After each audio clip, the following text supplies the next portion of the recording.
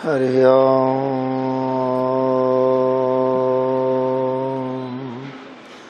शं नो मित्रस्य वरुणः शं नो भवत्वर्यमा शं न इंद्रो बृहस्पतिः शं नो विष्णुरुक्रमः नमो ब्रह्मणे नमस्ते वायो त्वमेव प्रत्यक्षं ब्रह्मासि त्वामेव प्रत्यक्षं ब्रह्म स्यामि श्रुतं वदिष्यामि सत्यं वदिष्यामि तन्मामवतु तद्भक्तारमवतु अवतु माम् अवतु भक्तारम् ओम शांति शांति शांति।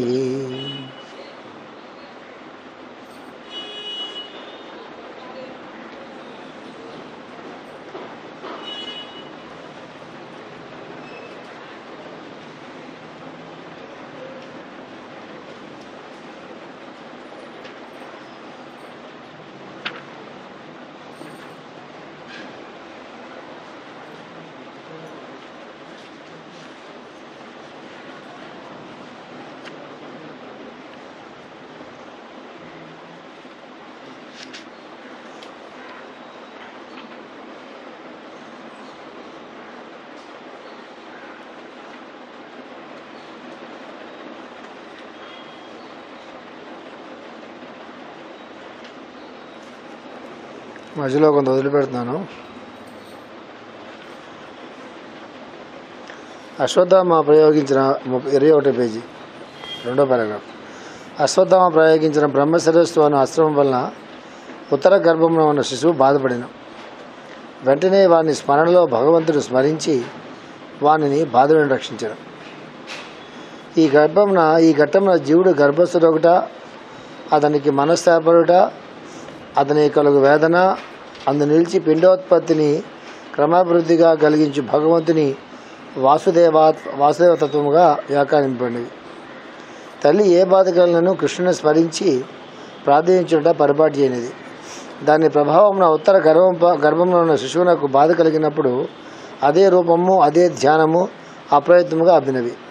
బిడ్డలు పరమ భాగవతోత్తములుగా జన్మించుటకు తల్లుల విష్ణుమయ చిత్తవృత్తియే కారణమని ఈ ఘట్టంలో నిరూపించున్నది. ప్రహ్లాదుల జన్మయందు కూడా ఈ అంశము కీర్తించబడినది.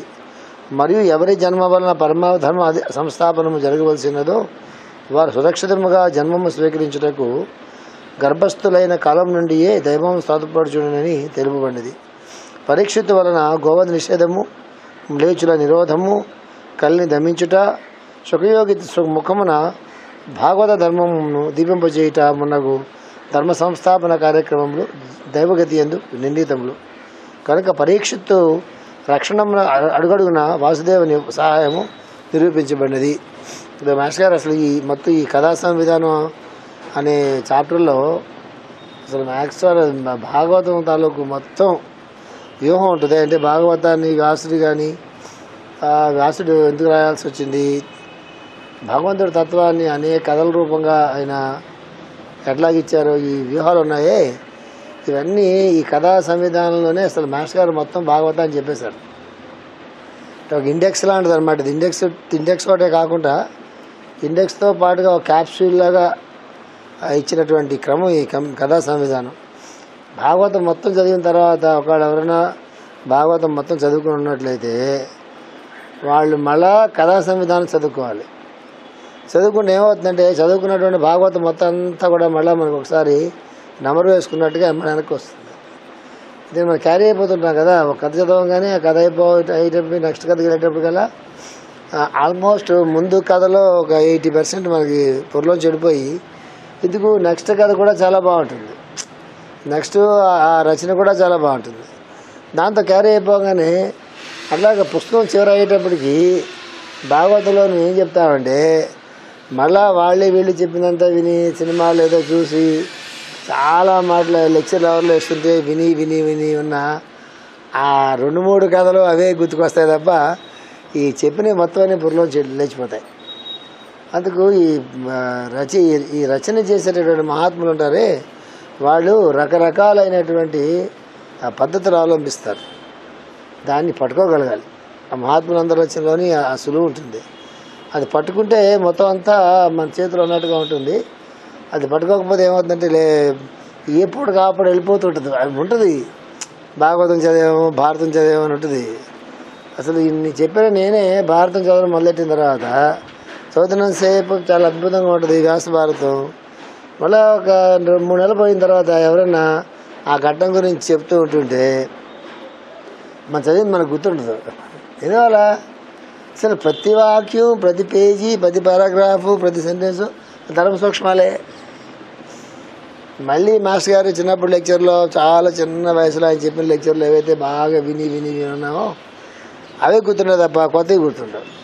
గుర్తుండాలి ఏం చేయాలి? మనం కూడా చెప్తూ ఉండాలి. ఎవరికైనా చెప్పగా చెప్తూ అంటే గుర్తుంటాయేమో మనకు తెలియదు. సో అంతేత మాస్టర్ ఏం చేశారంటే భాగవతం విషయంలో కానీ, శంకరామ విషయంలో కానీ, ముఖ్యంగా భాగవతం విషయంలో ఇంకా టెక్స్ట్ మొదలు పెట్టక ముందే ఆయన ఉద్దేశం ఏంటో, ఆయన సంకల్పం ఏంటో, వ్యాసుడి సంకల్పం ఏంటో, భాగవతం మొత్తాన్నిలో ఉండేటటువంటి డీటెయిల్స్ అంటే కథలు అవి కాకుండా ఆ కథ ఎందుకు చెప్పాల్సి వచ్చిందో, అలాగే ఎందుకు చెప్పాల్సి వచ్చిందో ఆ బ్యాక్గ్రౌండ్ ఉందే అది కథా సంవిధానంలోనే మొత్తం మాస్టర్ చెప్పిస్తారు. అందులో నేను చాలా మాటలు చెప్తూ ఉంటాను. మరి మీకు మరి అది పట్టుకుంటున్నారు లేదు నాకు తెలీదు. మాస్టర్ గారి రచనలో ప్రతి పారాగ్రాఫ్లోనూ ధ్యానం ఉంటుంది. అసలు అది ధ్యానం అంటే మనకి అలవాటు ఏంటి? ఏదో ప్రాణాయామం చేసుకోవటం, లేదా ఏదో శ్వాసల మీద మనసు పెట్టండి, లేకపోతే మరొకటి ఏదో ధ్యానం చేయండి, లేకపోతే సరస్వతి ఎలా ఉంటుంది ధ్యానం చేయండి. ఇట్లాగా అంటే ధ్యానానికి ఏదైనా ఒక ఆలంబనం, ఒక ఆధారం ఉండాలి. అదే ధ్యానం అనేది ఒక ప్రక్రియ అనేది బుర్రలో బాగా పడిపోవడం వల్ల ఈ మాస్టర్ గారు చెప్పిన ప్రతిదేవ ధ్యానం అంటే అది మనసు దాన్ని పట్టుకోలేదు. ఒకళ్ళు పట్టుకున్నా కూడా అది నిలబడదు.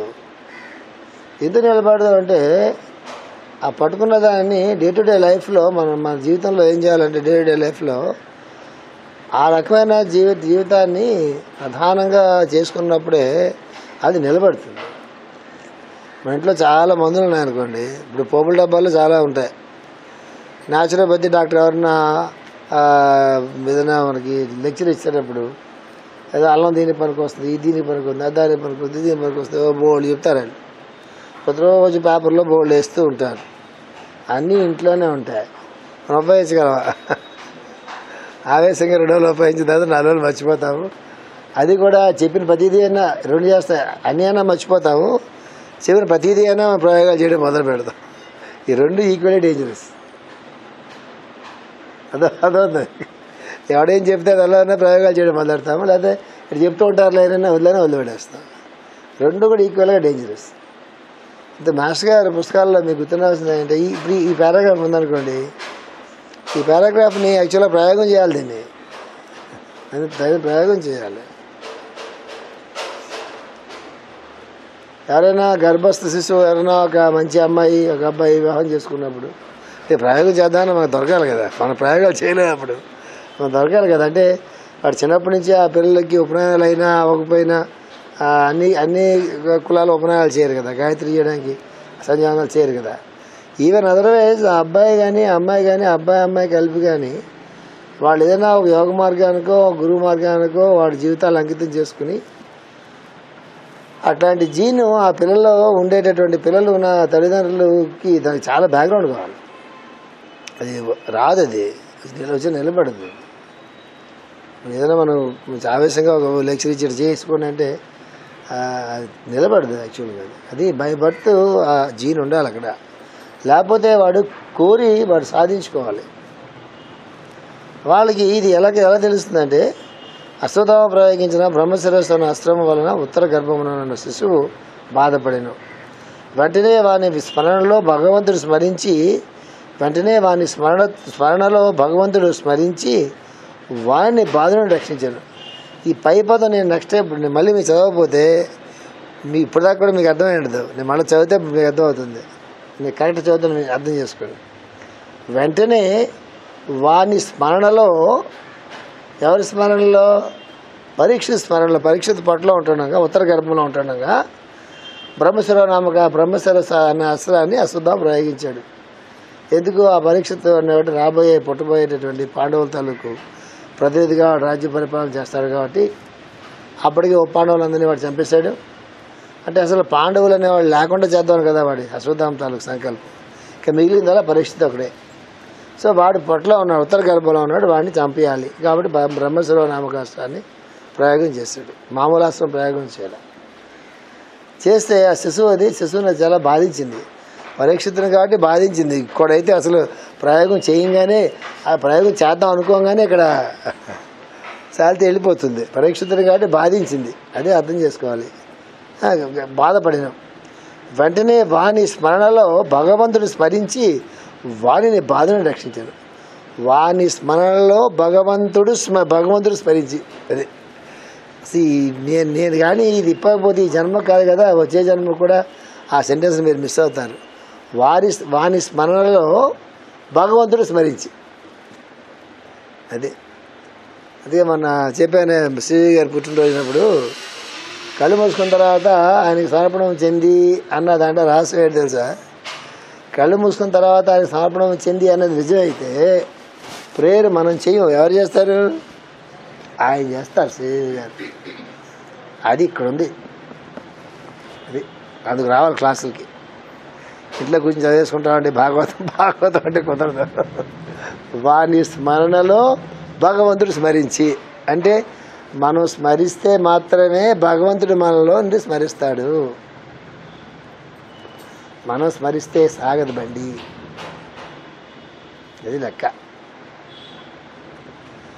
అంచేత ఎప్పుడు కూడా వెనక్కి వెళ్తే మనం ఏం చెప్పాము? కొంచెం వెనక్కి వెళ్ళామనుకోండి, కొంచెం వెనక్కి వెళ్తే ఏముంటుంది?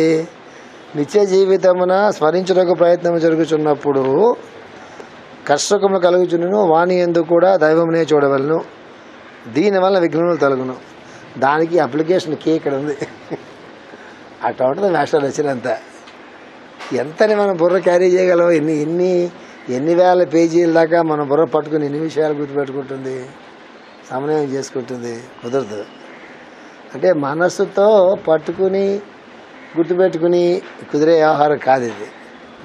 అది క్రమంగా మన సాధనలోకో మన ధ్యానంలోకో మన స్మరణలోకో అది గ్రాడ్యువల్గా కరిగిపోతున్న కొద్ది జీవితంలో సన్నివేశాలు అనేటటువంటివి మనకు ఏర్పడినప్పుడు ఆ సన్నివేశాలలో ఈ విషయాలు మనకు గుర్తుకొచ్చినప్పుడు అప్పుడు ఆ రకంగా మనం భావన చేసి ప్రవర్తించినప్పుడు అవి బలపడి మనలో స్థిరపడతాయి. లేకపోతే అవి ఇన్ఫర్మేషన్గా మాత్రమే మిగిలిపోతాయి. ఇన్ఫర్మేషన్ ఎంతకాలం ఉంటుంది? బుర్ర కొంత ఇన్ఫర్మేషనే భరించగలుగుతుంది. ఇంకా ఇన్ఫర్మేషన్ కొత్తగా చేరుతుంటే బుర్ర ఏం చేస్తుంటుంది? పాతాటిని SMS లాగా. సెల్ ఫోన్లో SMS ఏమవుతాయి? ఒక స్టేజ్ దాకా ప్రెజర్ సేవ్ చేయబడి ఉంటాయి. SMS పెరిగిపోతున్న కొద్ది ఓల్డ్ SMS ఏమవుతుంటాయి? వెళ్ళిపోతూ ఉంటాయి. అంతే. ఇది కూడా అంతే చెప్తున్నారు. సో అందుచేత స్మరణ మనం మొదలు పెట్టాలి. అది ఆత్మసమర్పణం చెందినప్పుడు మాత్రమే ఆయన స్మరించడం మొదలవుతుంది. ఆయన స్మరించుకుంటా మనం ఎంత స్మరించినా కూడా అది అర్థం కాదు. కానీ ఆయన స్మరణ మాత్రం కాదు, మన స్మరణ మాత్రమే అవుతుంది. ఇది గుర్తుపెట్టుకోండి. వెంటనే వారిని స్మరణలో భగవంతుడు స్మరించి వారిని బాధ నుండి రక్షించడం. ఈ భగవంతుడు ఈ రక్షించమని కోరాడు కదా, రక్షించాలి కదా. ఈ రక్షించమని ప్రార్థించాడు. ఆయన రక్షించాలంటే ఆయనకి స్మరణానికి అందాలి కదా. అందాలంటే వీడి స్మరించాలి మొట్టమొదట. వీడి స్మరణలో కేవలం స్మరణ, కేవలం భజన, కేవలం ధ్యానం ఉంటే చాలదు. ఈయన స్మరణలో ఆత్మసమర్పణ ఉండాలి. అప్పుడు ఈయన ఉండడు, ఆయన ఉంటాడు. అది దీంట్లో చెప్పి అర్థమైంది మీకు? అంతేగా మరి. అది ఆ ఆశ్రమం ఉత్తర గర్భంలో శిశువు బాధపడినాడు. పైన ఉంది కదా, ఉత్తర గర్భం శిశువు బాధపడ్డాడండి. వెంటనే భగవంతుడు స్మరించి వారిని బాధను రక్షించాడు. ఈ ఘట్టమున జీవుడు గర్భస్థుడొకట, అతని మనస్తార్పడుట, అతని కలుగు వేదన, అందు నిలిచి పిండోత్పత్తిని క్రమాభివృద్ధిగా కలిగించి భగవంతుని వాస్తవతత్వంగా వ్యాఖ్యానింపబడింది. ఒకవేళ ఇప్పుడు మీరు ఉత్తరం అనుకున్న ఏదైనా విషయం అది పరీక్షిత్ కాదు ఉత్తరే అనుకోండి.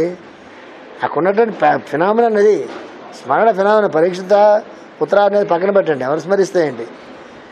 అర్థం కావాల్సిన పాయింట్ ఏంటంటే మన స్మరణ ఆయన స్మరణగా మారాలి అంటే కేవలం స్మరణ కాదు, ఆ స్మరణ వెనక ఆత్మసమర్పణ ఉండాల్సిన అని చెప్తున్నా.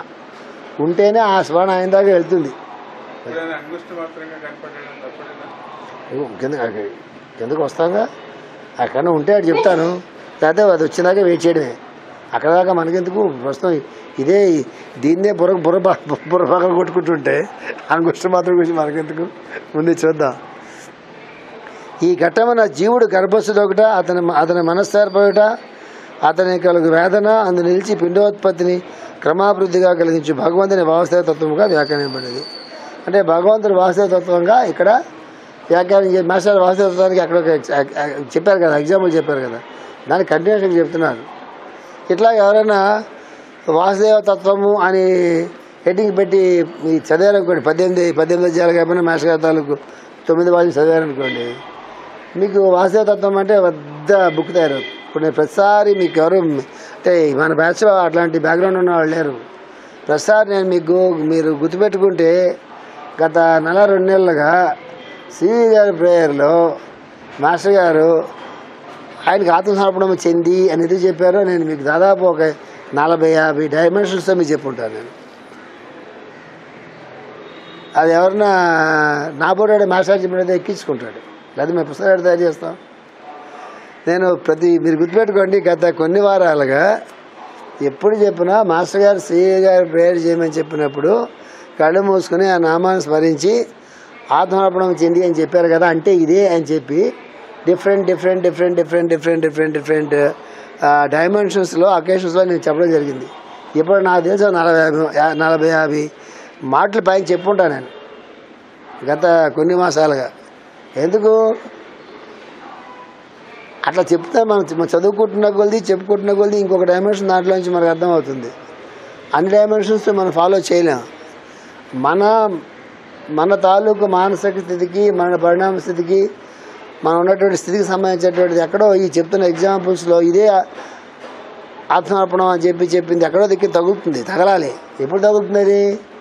మళ్ళీ చెప్తున్నా, ఎప్పుడు తగులుతుంది అంటే మనం వినేటప్పుడు ఎట్లాగైతే పోస్ట్ ఆఫీస్లో ఆ పోస్టులకి ఇలాగ అర్లర్లుగా ఉంటాయో, ఏదైనా ఒక వాక్యం వచ్చినప్పుడు, ఆత్మసమర్పణం అనే వాక్యం వచ్చినప్పుడు దాన్ని తీసుకెళ్ళేసి మన బ్రెయిన్ తాలూకు పొరలోని అరల్లో ఆ హెడ్డింగ్ కింద దాన్ని పడేసుకోవడం అలవాటైతే అవి క్రమంగా మనలోంచి విచ్చుకోవడం మొదలు పెడతాయి. అంతవరకు లోపు నుంచి పైకి రావు. అది ఈజీ కాదు. మనం వింటుందంతా పైనుంచి వింటున్నాము, ఎక్కడ స్టోర్ అవుతుంది, అది కాదు. లోపు నుంచి అది పైకి రావాలని చెప్తున్నానే, అది ఈజీ కాదు. అది దానికి ఆ బ్రెయిన్లో ఎక్కడ దాన్ని స్టోర్ చేసుకోవాలి, ఎక్కడ చేసుకోవాలంటే అవసరం వస్తే ఆటోమేటిక్గా పైకి రాగలడానికి కావాల్సినటువంటి స్థితిలో పెట్టుకోవాలంటే అక్కడ కూడా మన ఆత్మసమర్పణమే. అందుకే శ్రీకృష్ణుడు ఏం చెప్పాడు భగవద్గీతలో, ఎప్పుడు నీకు ఏది గుర్తు రావాలో ఏది గుర్తు రాకూడదో అది నీ చేతుల్లో లేదురా, నా చేతుల్లో ఉందిరా అని చెప్పాడు. అంటే అర్థమేంటి తెలుసా? ఇన్ని విషయాలు, ఇన్ని ధర్మ సూక్ష్మాలు ఇవన్నీ కూడా మనలో స్టోర్ అయినప్పుడు ఏ సమయంలో ఏది మనకు గుర్తొస్తే, ఏది మనకి రక్షిస్తుందో అది గుర్తుకు రావడం అనేది నిజమైనటువంటి యోగానికి పరమావధి. ఆ తప్ప అన్నీ గుర్తొస్తాయి మనకి, ఆ తప్ప అన్నీ గుర్తొస్తాయి. ఉదాహరణ ఏంటి? గర్భస్థుడు అన్న ఉత్తర గర్భంలో ఉన్న పరీక్షిత్తుకి బాధ కలిగినప్పుడు ఆయనకి ఎవరు గుర్తొచ్చారు? విష్ణుమూర్తి గుర్తొచ్చాడు. ఉత్తరకు కూడా కృష్ణుడు గుర్తుకొచ్చాడు. అది ఆ టైంకి మనకి డాక్టర్ గుర్తుకొస్తాడు. డాక్టర్ కాకపోతే 108 గుర్తుకొస్తుంది. 108 కాకపోతే కిందింట్లో ఉన్నాడో పైంట్లో ఉన్నాడో వాడు కారో ఏదో గుర్తుకొస్తుంది. ఇది చిన్న ఎగ్జాంపుల్ మాత్రమే. అందువల్ల గుర్తు రావడం అనేటటువంటిది చాలా క్రిటికల్ సిచ్యువేషన్ ఉందనుకోండి. ఆ సిచ్యువేషన్లో ఏది గుర్తుకొస్తే టక్ మనకి సొల్యూషన్ వస్తుందో అది గుర్తురావడం అనేది అది చాలా అదృష్టం కావాలి, చాలా సాధన కావాలి. అది చెప్తున్నారు. అంచేత ఈ వాసుదేవుడు అనేటటువంటి వాడు ఇంతమందిలో ఎలాగైతే వసిస్తాడని చెప్పారో ఇక్కడ ఏం చెప్తున్నారు? జీవుడి గర్భస్వరొకట, అతనికి మనస్సు ఏర్పడట, అతనికి కలుగు వేదన, అందు నిలిచి పిండోత్పత్తిని క్రమాభివృద్ధిగా కలిగించు భగవంతుని వాసుదేవతత్వముగా వ్యాఖ్యానించబడినవి. తల్లి ఏ బాధ కలిగినను కృష్ణుని స్మరించి ప్రార్థించుట పరిపాటి అనేది. తల్లికి ఏ బాధ కలిగినా కూడా తల్లి ఏం చేస్తుంది? కృష్ణుని స్మరించడం అయితే అలవాటు అయిపోయింది ఆవిడికి. కాబట్టి ఆటోమేటిక్గా పొట్టలో ఉన్న పిల్లవాడికి కూడా అలవాటు అయిపోతుంది. దీనికి మీకు మీకు మీకు ఉల్టా చెప్పిన చాలా కుటుంబాల్లో, అంటే మాస్టర్ గారు నాది మనం తెలిసింది మాస్టర్ గారు అనుకుంటే ఏదైనా గురు సాంప్రదాయ కుటుంబాల్లో తల్లిదండ్రులు మహాభక్తులు అయితే మాస్టర్ గారికో లేకపోతే మరో గురువుకో చాలామంది పిల్లలు నాస్తికులు అవుతారు. వాళ్ళ పిల్లలు తెలుసా మీకు? పైపెచ్చి నాస్తికులు అవడమే కాకుండా ఆ గురువు పట్ల, ఆ సంస్థ పట్ల, ఆ మార్గం పట్ల విపరీతమైన ఒక వ్యతిరేక ధోరణులు ప్రదర్శిస్తూ ఉంటారు.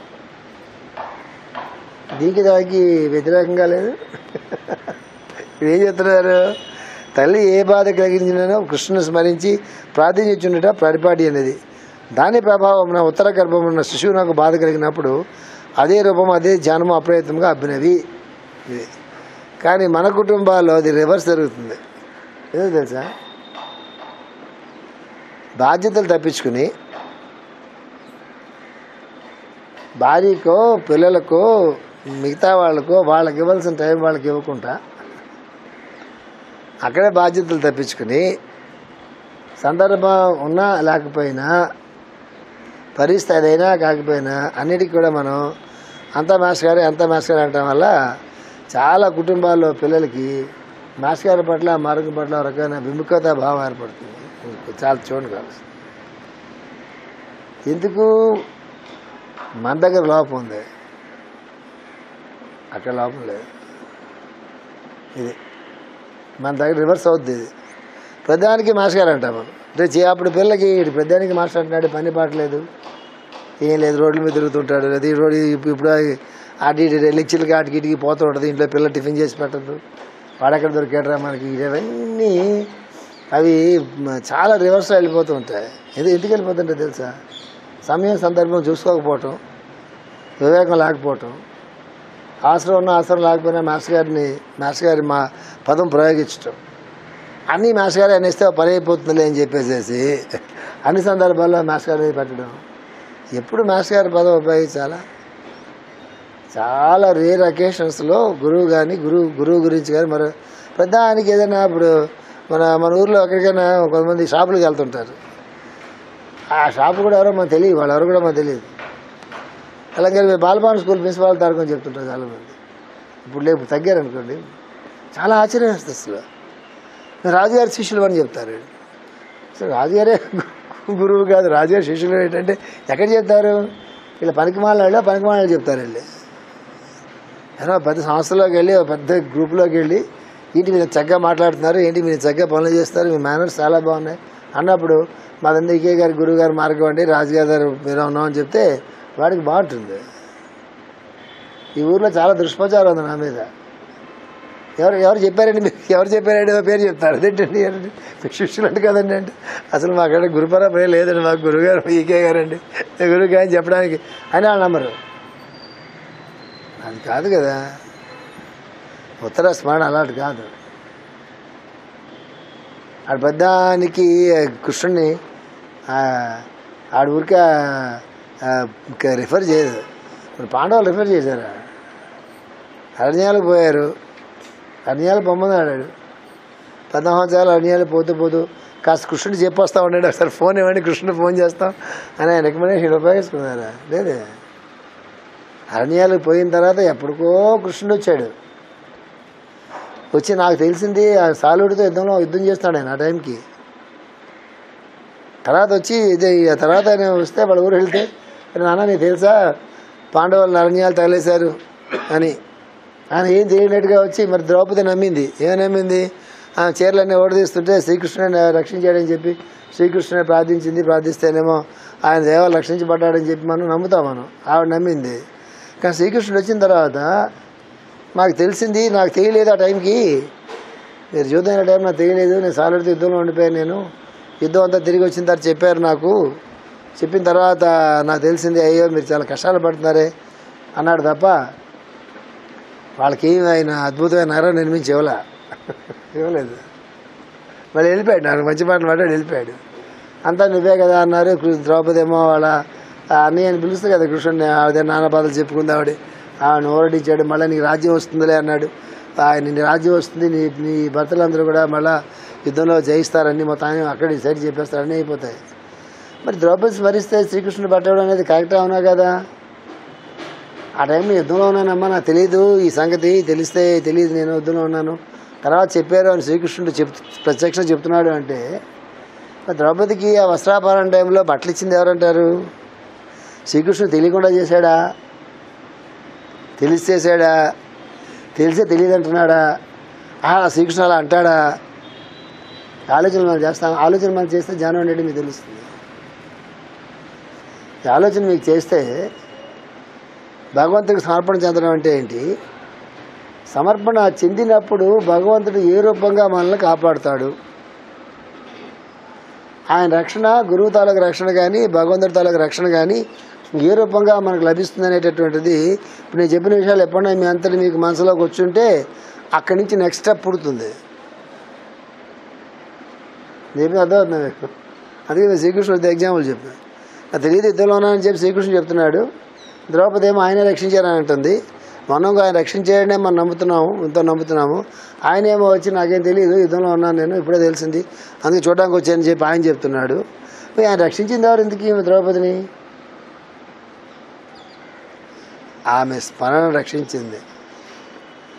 ఆమె స్మరణలో నుంచి శ్రీకృష్ణుడి రూపంగా ఆయన తెలిసినా తెలియకపోయినా ఈమెకు రక్షణ అందింది. అట్లా ఉంటుంది రక్షణ అంటే.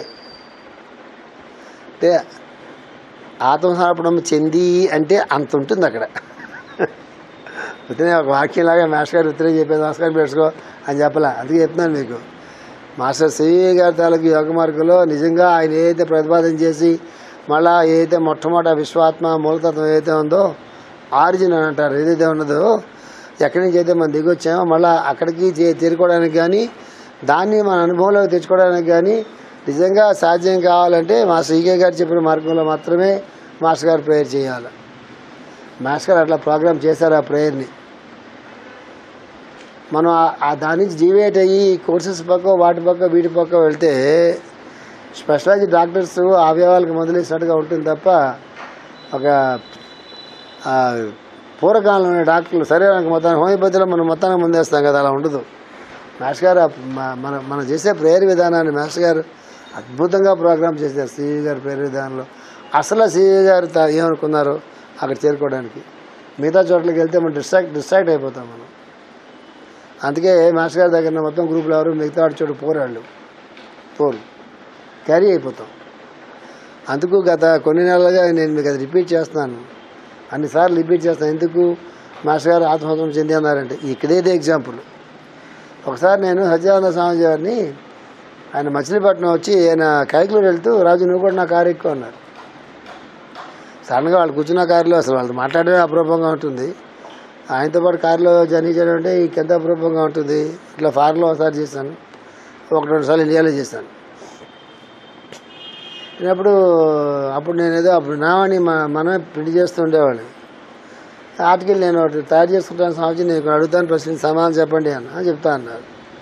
సరే, పరమ గురువులు వాళ్ళ మార్గము, శంబళ కళాపగోలు ఇవేమైనా మీకు ఐడియా ఉందా అని అడిగా. మామూలుగా వాళ్ళకి సంబంధించిన విషయం కాదు కదా అది. ఆయన లెక్చర్లో ఎప్పుడు కూడా వినం మనం అవి అంటే అన్నారు. నాకు కొంత ఐడియా ఉంది, కానీ అవన్నీ నేను నా లెక్చర్లో అట్లా ఇట్లా చెప్పడం మొదలు పెడితే నేను దత్తాత్రేయ మార్గంలో ఉన్నాను కదా, దత్త మార్గంలో అందరూ నడిపించుకెళ్తున్నాను కాబట్టి నేను అటుపక్క వెళ్ళి చెప్పడం చేస్తే అంత కొంచెం కన్ఫ్యూజన్గా ఉంటుంది అనేదే చెప్పాను మొత్తం మీద. ఆయన మొన్న చెప్పా కదా మీకు, ఎప్పుడు చెప్పినట్టు గుర్తు నాకు. సనత్ కుమారుడు మళ్ళీ ప్రభుగా దిగొచ్చే టైంకి ఎలాంటి వ్యూహాలతో ఇన్ని వేల సంవత్సరాల నుంచి పరమ గురువులు ఎట్లాగైతే ఈ ప్రపంచం నలుమూలలా వాళ్ళు అనేక దేశాల్లో వాళ్ళు పుడుతూ ఎట్లాగైతే వాళ్ళు శిష్యులు తయారు చేస్తున్నారో ఇప్పటికీ కొన్ని వేల సంవత్సరాల తర్వాతకి దానికి సైన్యం అంటాం మనం, ఆయన సైన్యం అంటాం మనం. అవేనా మీకు తెలుసా అని అడిగితే నాకు తెలుసు కొంత వాటి గురించి, నేను కూడా అందులో కొంత భాగంగా పనిచేస్తున్నానని చెప్పారు మొత్తం మీద. సరే అయిపోయిన తర్వాత ఇక హనుమాన్ జంక్షన్ దాటిందో లేదా హనుమాన్ జంక్షన్ కాదు ఏదో దాటింది ఇదైంది మొత్తం మీద. దగ్గరికి వెళ్తున్నప్పుడు నేను చాలా ఇంపార్టెంట్ పాయింట్ అడుగుతాను చెప్పండి అని అడిగా. అడగమన్నారు. గురువు ఎక్కడో ఉంటాడు, ఆశ్రమంలోనో హిమాలయస్లోనో మచిలీపట్నంలోనో మైసూరులోనో విశాఖపట్నంలోనో భూగోళం మీద ఎక్కడో గురువు ఉంటాడు. ఎవడో భక్తుడికి అమెరికాలోనో రష్యాలోనో ఇండియాలోనో ఢిల్లీలోనో బాధ కలుగుతుంది. బాధ కలిగినప్పుడు ఆయన ఆ గురువుని ప్రార్థన చేస్తాడు. గురువుకి ప్రార్థన చేస్తే శిష్యుడు రక్షించబడతాడు. చాలా సందర్భాల్లో 100% అని చెప్పలేం, కానీ చాలా వరకు రక్షణ అనేటటువంటిది శిష్యుడికి జరగడానికి అవకాశం ఉంటుంది. నా ప్రశ్న తెలుసా, ఆ టైంకి నిద్రపోతూ ఉంటాడు ఈయన గురువు గారు, లేకపోతే ఏదో చేస్తూ ఉంటారు, ఏదో పని మీద ఉంటారు. ఈ భూగోళం మొత్తం మీద అనేక దేశాల్లో వాళ్ళకి కొన్ని వందల మంది వేల మంది లక్షల మంది శిష్యులు ఉంటారు. అనేక ప్రాంతాల్లో అనేక కాలాల్లో రాత్రి అవ్వచ్చు, మధ్యాహ్నం అవ్వచ్చు, తెల్లజోరు కావచ్చు ఉంటారు. గురువు ఎక్కడో ప్రాంతంలో ఉంటాడు. ఈ గురువుని వాళ్ళు స్మరించంగానే ఈ రక్షణ గురువు దగ్గర నుంచి వాళ్ళకి వెళ్తుంది కదా, అది గురువుకి తెలుస్తుందా నా ప్రశ్న. అంటే పలానా దేశంలో పలానా ఆయన నేను ప్రార్థిస్తున్నాడు సుమా అనేది ఈ గురువుకి తెలుస్తుందా? తెలిసిన తర్వాత అప్పుడు ఆయన వాళ్ళకి క్షేమం కలుగుగాక అని చెప్పి మనసులో అనుకుంటాడా? అసలు ఒకే కాలంలో ఇన్ని దేశాల నుంచి రకరకాల కాలాల్లో ఎన్నో వందల మంది వేల మంది సహాయం కోసం అర్థిస్తున్నప్పుడు ఎట్లా ఈయన సహాయపడతాడు? దీనికి ఏదైనా ఒక ఫినామినన్ ఏమైనా ఉందా అని అడిగా. అంటే నాకు తెలిసి ఎవరు ఈ ప్రశ్న వేసి ఉండరు. ఈ లోపల ఊరు వచ్చింది, రాజు తర్వాత మాడుకుందాం అన్నారు. ఈ అర్థమవుతుందా మీకు? సో ఇది రహస్యం. అంటే నాకు తెలియక అడగలేదు. వారి మార్గంలో దత్తాత్రేయుడి మార్గంలో రక్షణది ఒక మార్గంలో ఒక రకంగా ఉంటుంది కదా. ఏదో మనం ఏదో అన్నీ తెలిసేసుకుందాం అని ఒక తాపత్రయం కదా మంది. అందువల్ల తెలుసుకోవడం అనేది జరిగితే ఉపయోగపడుతుందేమో అని చెప్పి అడిగాను. విషయం ఇది. అది ఆటో ప్రోగ్రామ్ అన్న. ఆ స్మరణలోనే అది ఉంటుంది. ఆ స్మరించే వాడి తాలూకు బ్యాక్గ్రౌండ్ పైన స్మరణ ఉంటుందండి. సింపుల్ అది. నమస్కారం పెడతాం, మన ఇంతకాలం నమస్కారాలు పెడుతుంటామని చెప్పండి. మామూలు ప్రపంచంలో ఒక మనిషి నమస్కారం పెడతారు. రోజు మొత్తం మీద 10 సార్లు పెట్టామనుకోండి, అన్ని నమస్కారాలు ఒకలా పెడతామా? ఆఫీస్కి ఒకలా పెడతాం, ఎవడైనా పెడితే ఒకలా పెడతాం, నచ్చితే ఒకలా పెడతాం, నచ్చకపోతే ఒకలా పెడతాం, పని ఉంటే ఒకలా పెడతాం, పని లేకపోతే ఒక్కొక్కలా పెడతాం. మనం పెట్టే నమస్కారాల్లోనే ఇంత భేదాలు ఉంటాయి కదా. మనం చేసే ప్రేయర్లోని, మనం చేసే పూజల్లోని, మన స్మరణలోని ఎన్ని తేడాలు ఉంటాయండి. అలా కదా. అది స్మరణ అంటే భగవంతుడిని మాత్రమే స్మరణ చేస్తే అది ఎలా మనం చేస్తాం? స్మరణలో భగవంతుడు మాత్రమే ఉండాలి. భగవంతుని మనం స్మరణ చేయడం అనేది ఒక ఎత్తు అయితే, ఆ స్మరణలో భగవంతుడు మాత్రమే ఉండాలి. మళ్ళీ మా 10th క్లాస్ పిల్లలే అదే పాఠం చెప్తాము. 40 మంది పిల్లలు అదే పాఠం వింటారు. మళ్ళీ క్వశ్చన్ పేపర్ ఇచ్చేటప్పటికల్లా మళ్ళీ 2 మార్కులు 4 మార్కులు 4 మార్కులే, 10 మార్కులు 10 మార్కులే, 80 100 మంది మళ్ళీ వాళ్ళే ఉంటారు.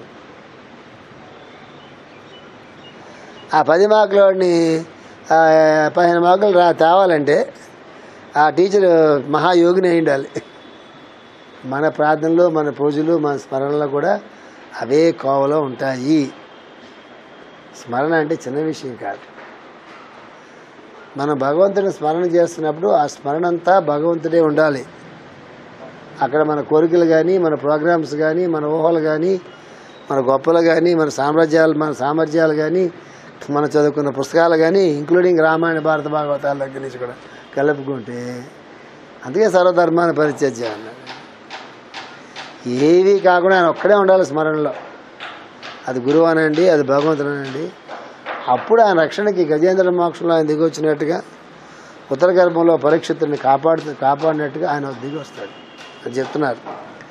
కృష్ణుడు అతని తల్లి ఏ బాధ కలిగినో కృష్ణుని స్మరించి ప్రార్థించుంటూ బలపడి అనేది వాని ప్రభావమున ఉత్తర గర్భంలో ఉన్న శిశువు నాకు బాధ కలిగినప్పుడు అదే రూపము అదే ధ్యానము అప్రయత్నంగా అభినవి. అదే ఉత్తర పదే పదే పదే పదే ఎప్పుడు తన బాధల్లో ఉన్నా కూడా శ్రీకృష్ణుని స్మరిస్తూ ఉంది కాబట్టి ఉత్తర గర్భంలో ఉండే శిశువుకు కూడా ఆయన బాధ కలుగుతున్నప్పుడు కూడా ఏ స్మరణ ఆయనకి అప్రయత్నంగా లభించింది, అదే రూపము అదే ధ్యానము అప్రయత్నంగా అభినవి. అది బిడ్డలు పరమ భాగవతోత్తములుగా జన్మించుటకు తల్లుల విష్ణుమయ చిత్తవృత్తియే కారణమని ఈ ఘటన నిరూపించినది.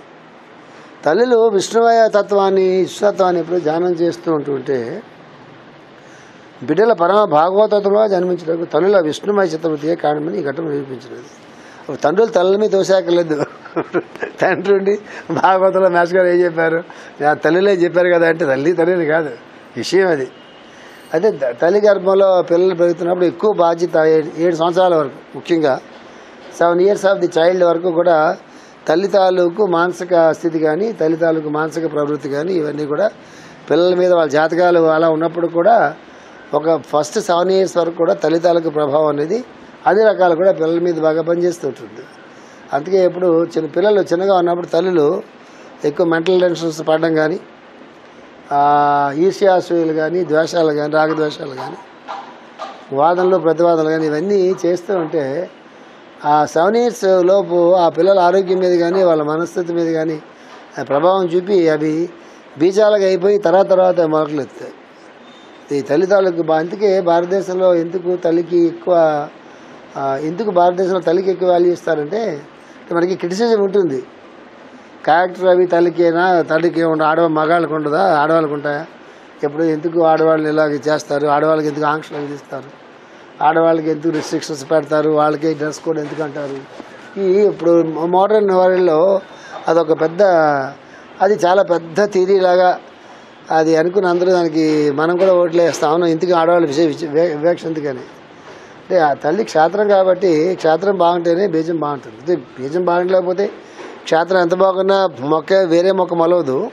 బీజం ప్రధానం ఎప్పుడు కూడా బీజ ప్రధానమే. అందుకే తండ్రికి ఆ ఇంపార్టెన్స్. బీజం ఎంత మంచి క్షేత్రం అయినా బీజం మంచిది కాకపోతే మొక్క మొలవదు కదా. అందుకే బీజానికి తండ్రికి ఎక్కువ ఇంపార్టెన్స్ ఇస్తారు.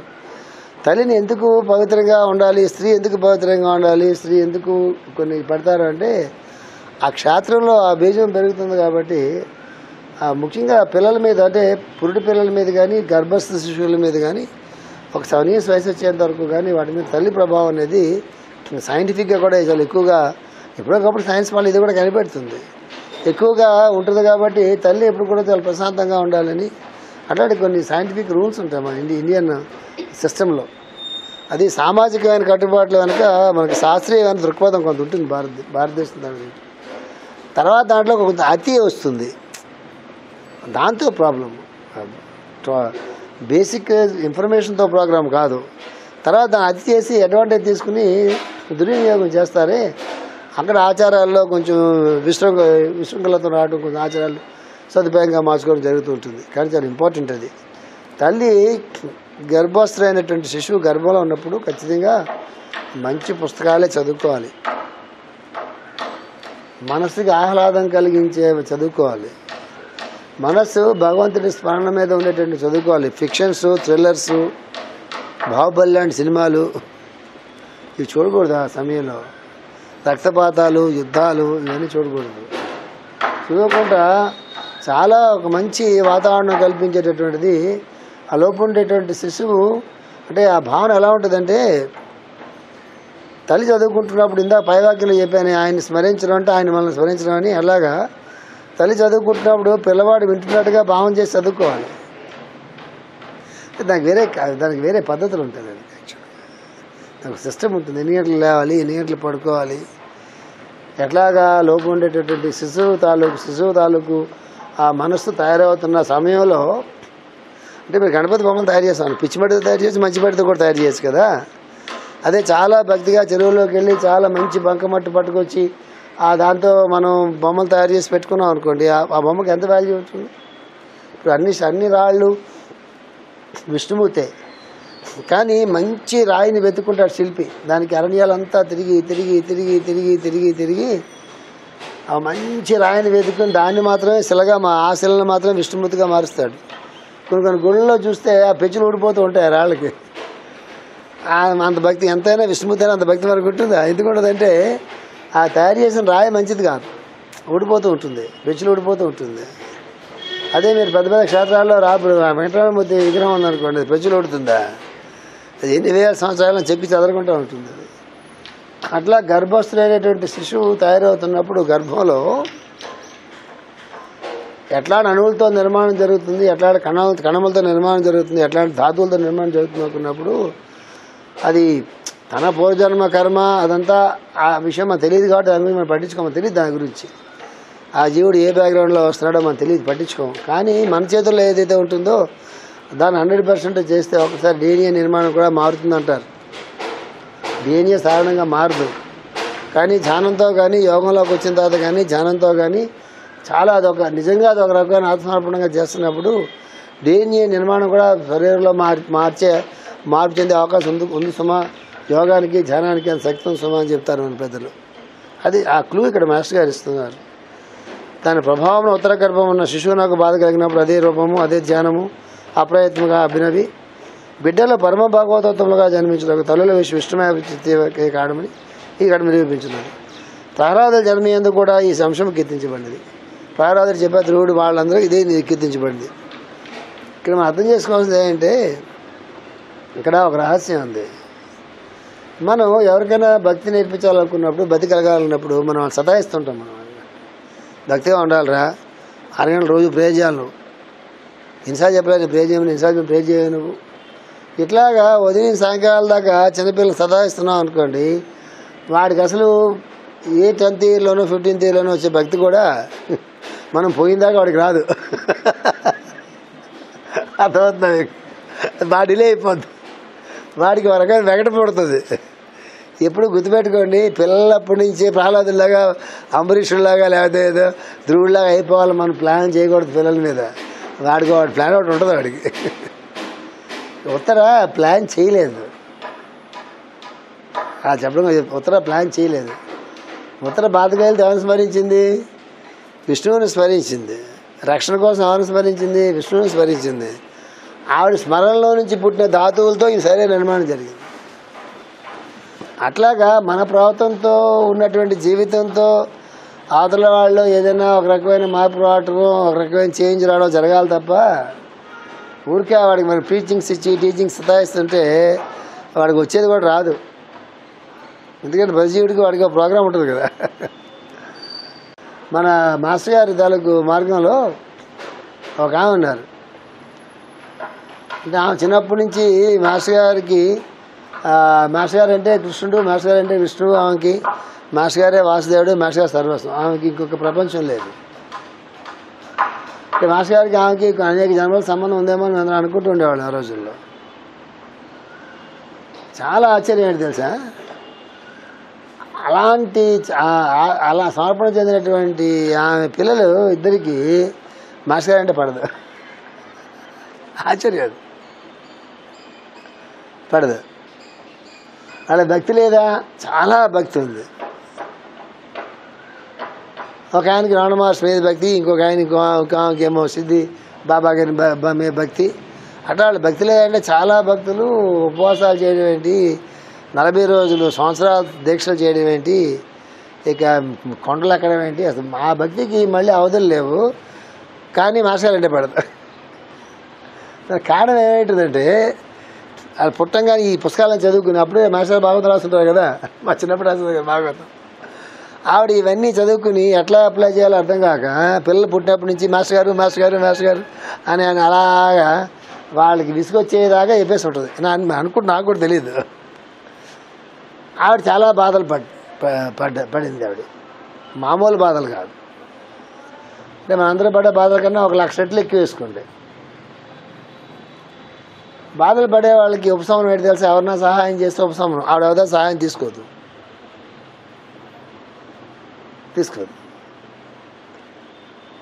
అది ఉపశమనం ఎక్కడి నుంచి వస్తుంది? తన ఉన్నాయనే బాధలే, అన్ని బాధల్లో కూడా అతను అక్కడి నుంచి సహాయం తీసుకోవద్దు. తన నియమం అది, తీసుకోదు.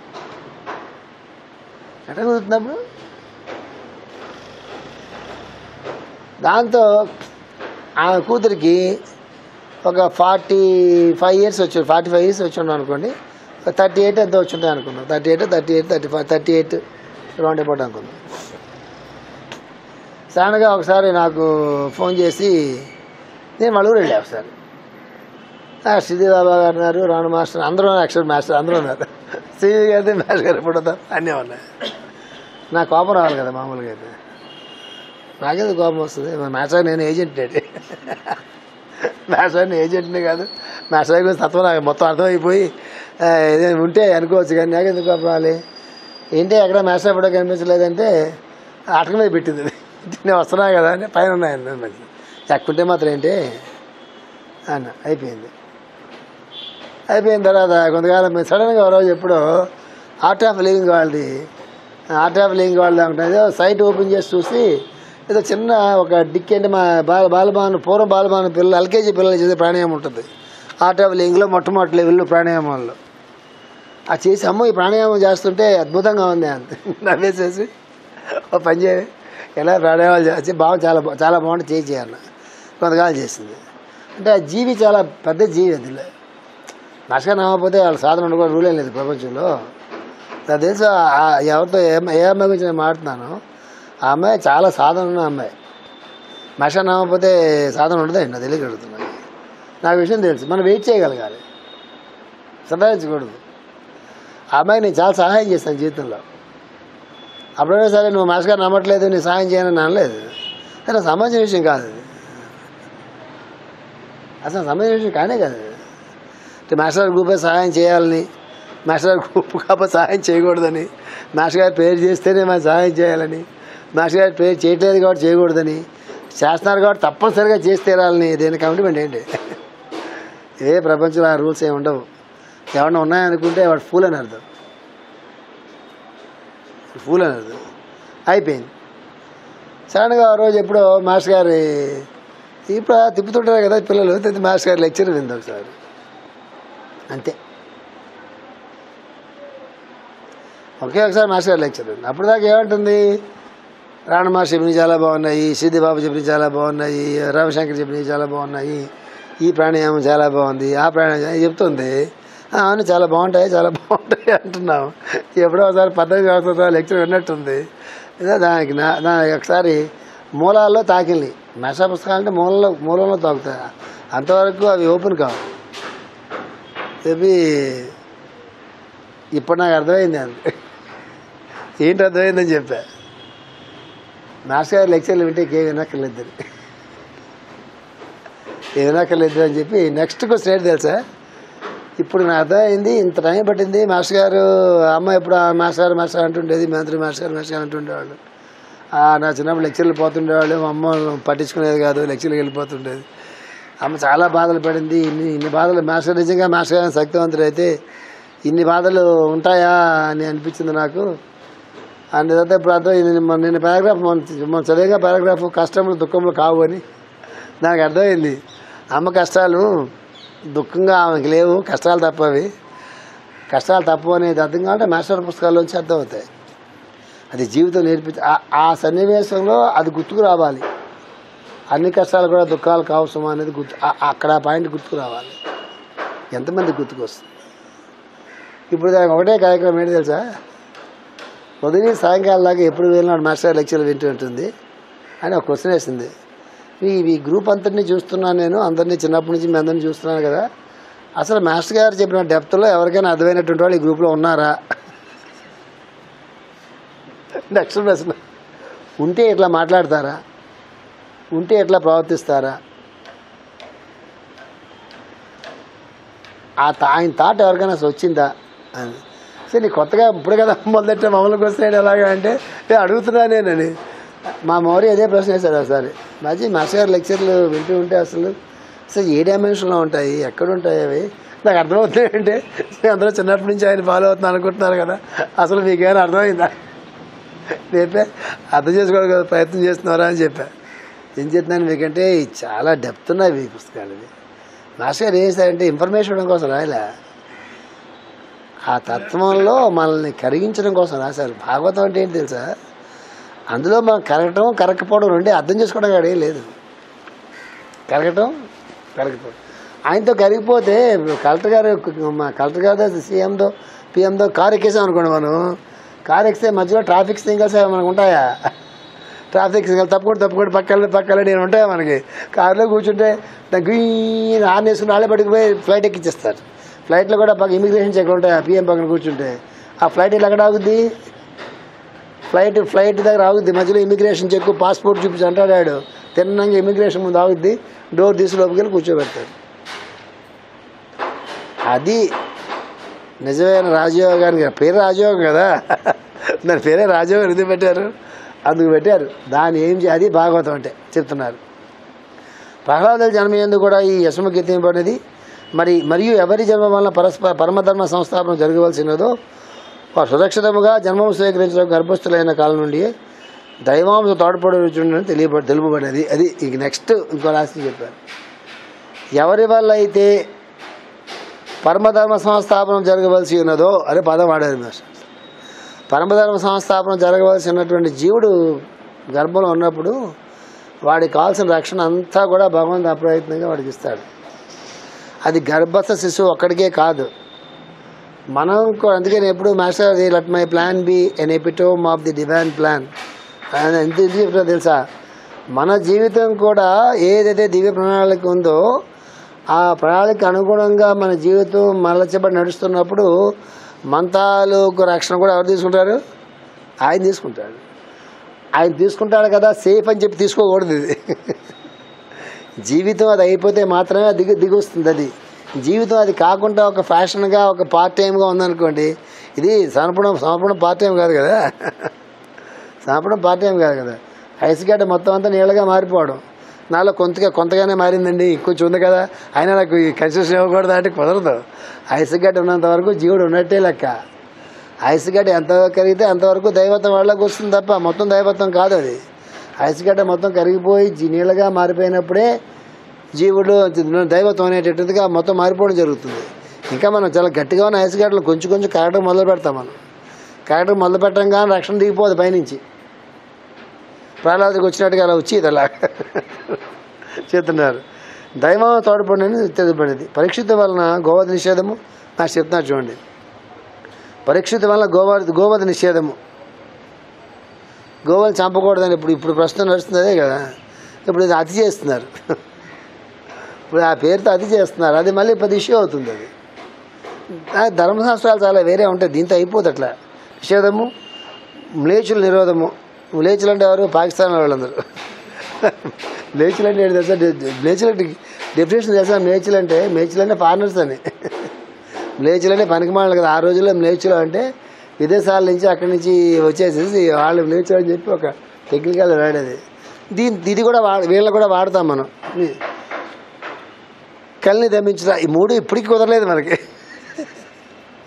కోదిషం జరగలేదు. మ్లేచ్చులు పెరిగారు, కలి దమించబడబోగా అది విజృంభించింది ప్రస్తుతం. కలి విజృంభించి చూస్తేనే కదా మద్యపానాలు, ఊరూరా బ్రాందీ షాపులు, ఈ ప్రతి వీధిలోని కళేబరాలు, మాంస విక్రయాలు, మనుషులు మోసం చేసుకోవటం, మనుషులు దూషించుకోవటం, ఇవే. అదే కదా కలి ఎక్కడ ఉంటుంది అంటే అపరిశుభ్రత, ఇళ్లలో అపరిశుభ్రత, మనుషుల మనసుల్లో అపరిశుభ్రత, మలమూత్రాలు ఎక్కడ పడితే అక్కడ విసర్జించడం, ఇవన్నీ ఎక్కడ కలి ప్రవేశిస్తాడు అంటే వాళ్ళు అడ్రస్ చెప్పకుండా మన అడ్రస్ చెప్పారనమాట. కలి ఎక్కడెక్కడ ఉంటాడని చెప్తే ఈ ఇల్లు ఆ ఇల్లు చెప్తే బాగోదని చెప్పి అడ్రస్ చెప్పి మచిలీపట్నం పోవాడు, లేదా ఇండియా వెళ్ళిపో, లేదా ఆంధ్రదేశం పో అని చెప్పారన్నమాట. అంటే కరెక్ట్గా కలి అక్కడే ఉంటుంది. అదే కదా నలమహారాజు ఆయన మహాయోగి, అన్నీ తెలిసినటువంటి ఆయన, మంచి చాలా చక్రవర్తి ఆయన. కలి అలా పట్టు కూర్చుంది. కలిగి లంచం అయిపోయారు. నలమహారాజులో ప్రవేశిస్తే వాళ్ళ కజిన్ బ్రదర్కి రాజ్యం వస్తుందేమో అని. ఆయనలో కలి ఎక్కడ ప్రవేశిస్తుంది, ఎలా ప్రవేశిస్తుంది చూడలేదు. అలాగే వెయిట్ చేస్తున్నాడు. ఎప్పుడో అప్పుడు వాడికి మనం టూర్లో వేరే ఊర్లో వెళ్తుంటే మనకి ఎక్కడ బాత్రూమ్లు ఉండవు. బాత్రూమ్ కళ్ళు మూసుకుని ఏదో కార్యక్రమం సాగిస్తూ ఉంటారు. అట్లా ఆయనకు కూడా ఆ రోజుల్లో బాత్రూమ్ లేదో ఏంటో ఇది ఉన్నోటి ఏదో అయ్యింటుంది. మొత్తం మీద ఏదో ఒంటేలు వేసుకోవడానికి వెళ్ళి కాళ్ళు కడుక్కోలేదు, అంతే దూరిపోయాడు. ఇప్పుడు మనలో ఆయనే ఉంటాడు దూరిపడ. మళ్ళీ దూడడానికి మీరు మళ్ళీ దేవతలు దూడాలంటే ప్రయత్నం చేయాలి. మనకి దేవతలు దూడాలంటే ప్రయత్నం చేయాలి తప్ప కళ్ళు దూడే ప్రయత్నం చేయక్కలే మనకి. ఆయనే మనంగా ఉంటున్నాం. చూడండి ఎంత ఆశ్చర్యమో. గో నిషేధము, మ్లేచ్చుల నిరోధము, కళ్ళని దమించుట, సుఖయోగి ముఖమున భాగవత ధర్మము దీపింప చేయటం మన ధర్మ సంస్థాపన కార్యక్రమాలు, దైవగతి నిర్ణీతములు. అది మాస్టర్ వాడే పదాలు అద్భుతంగా ఉంటాయండి. చూడండి, పరీక్షిత్ వల్ల గోవధ నిషేధము, మ్లేచ్చుల నిరోధము, కళ్ళని దమించుట, సుఖయోగి ముఖమున భాగవత ధర్మము దీపింపజేయుట. అంటే సుఖయోగి మూలంగా అంటే ఏంటి? పరీక్ష చచ్చిపోతాడు వారం రోజులు అనగా, పరీక్షిత్ 1 వీక్ చచ్చిపోతాడు అనగా ఐసీ ఇంట్లో పెట్టించలే. చూడండి ఆశ్చర్యం. మామూలుగా మనం ఏం చేస్తాం, 1 వీక్లో పోతాం అనగానే డబ్బులు మన దగ్గర డబ్బులు బట్టి గవర్నమెంట్ ఇస్తే ఎక్కువ ది బెస్ట్ హాస్పిటల్ ఐసీయూలో పెట్టమంటే అంతే కదా చెప్పాను. ఇంట్లో ఉంటామా 1 వీక్? ఎలాగో 1 వీక్లో పోతున్నాం కదా సార్, రామకృష్ణ అనుకుంటూ ఉంటారు ఇంట్లో.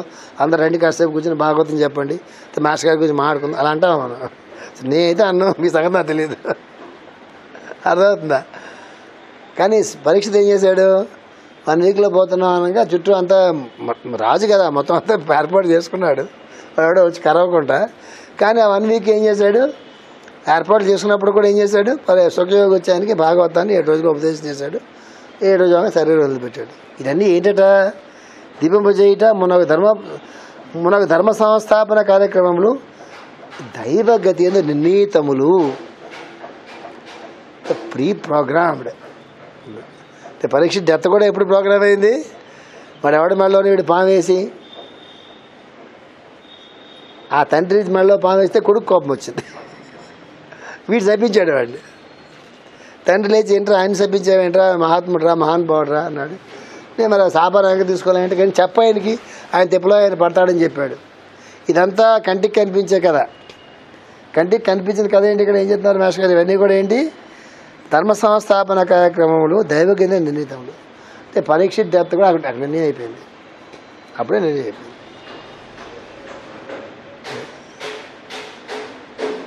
మన జీవితాలు కర్మబంధ నిర్ణీతములు. అదే అందుకే అండి, ఎందుకు గర్భస్థ నారదుడి పూర్వజన్మ వృత్తాంతం, ఉత్తర గర్భంలో పరీక్షిత్ పర్యటన మాస్టర్ ఎందుకు సక్సెస్ చేశారు తెలుసా? కర్మగతిలో నుంచి మన జీవితాలు దైవగతిలోకి మారాలి. కర్మబంధంతో కూడినటువంటి మన జీవితాల్లో అవి ఆత్మ సంబంధాలుగా దైవ సంబంధాలుగా మారాలి. మనకున్న స్నేహం అంటామే, మైత్రి అంటామే, ఆ మైత్రి మనుషులతో మనకున్న మైత్రితో పాటుగా అది దేవతలతో మైత్రిగా పెరగాలి. దేవతలతో కూడిన మైత్రి అది భగవంతుడి దగ్గరికి, ఆ మూలం దగ్గరికి తీసుకెళ్లేదానిగా ఆ స్మరణ భావన ఉండాలి. అది మనం ఒక ప్రోగ్రామ్డ్గా పెట్టుకుంటే రాదు. అది మార్నింగ్ 6 గంటలు ఈవినింగ్ 6 గంటలు ప్రేయర్ అనేటటువంటిది మన తాలూకు దైనందిన జీవితాన్ని కంట్రోల్ చేయడానికి కంట్రోలింగ్ మీటర్స్ లాంటివి. అది కంటిన్యూ అవ్వడానికి, ఆ కంటిన్యూటీ పెరగడానికి అవి పనిచేస్తాయి. కానీ మనం మెలకుగా ఉన్నంతసేపు ఖచ్చితంగా 100% మనం ఏ పని చేస్తున్నా అందుకే మాస్టర్ గారు విష్ణుపాసన, నారాయణ ఉపాసన, వాసుదేవోపాసన ఎందుకు ఆయన అంత పర్టికులర్ చెప్పారు తెలుసా?